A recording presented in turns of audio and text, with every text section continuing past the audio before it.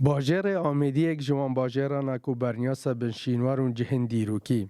مناره آمیدی کو بلندترین شینوار لقضا آمیدی کو لسردم میر سلطان حسین ولی لچرخ 15 زاینی هاتیا آوا کرن. بلنداهی اوه مناره 33 متر و به 103 پلسکان پیک دهتن. اف مناره یک جوان شینواره کو شارستانی دیروک اوی باجری نیشا سرجم گلن جیهان دایه.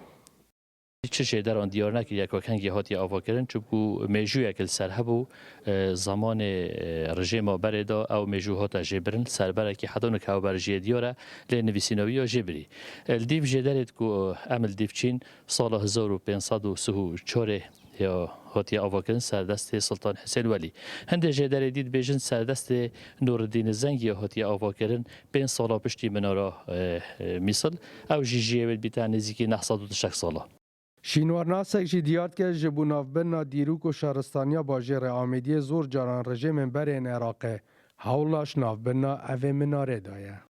تقریبا مجیوه بای 500 سالات چکنه سوقت سلطان حسین ولی اف مناره گرینگوه یعنی اش اثروه شینواریوه او کوناتیوه او تصمیمه چکنوه گرینگوه خوب پتر یا دایناف خلقه دا که وقت آثار پتر تتزانینه بیشلی که معالمه کش معالم دینینه و رمز دیانت تدایت برزن.